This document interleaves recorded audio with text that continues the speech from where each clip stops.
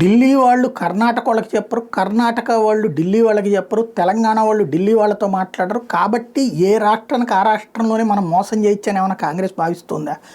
ఎందుకంటే తాజాగా ఢిల్లీలో మేనిఫెస్టోలో మహిళలకు ప్రతి నెల 2,500 ఇస్తారట, పింఛన్ 5,000 రూపాయలు ఇస్తారట.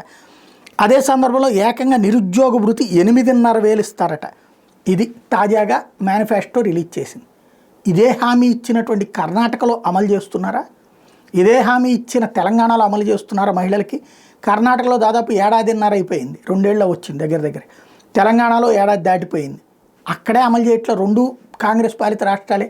హిమాచల్ ప్రదేశ్ అట్లాగే చెప్పి పక్కకు వెళ్ళిపోయినటువంటి పరిస్థితి. ఇంకెక్కడ చేశారని? అక్కడ 5 ఏళ్ళు పూర్తి అయిపోతుంది. మాటలు ఎక్కువ చేతలు తక్కువ అన్నటువంటి రూట్లో అయినా సరే పదే పదే జనం మోసపోతూ ఉంటారు, మనం మోసం చేద్దాం అన్నటువంటి ధైర్యం అనుకుంటా కాంగ్రెస్ పార్టీకి.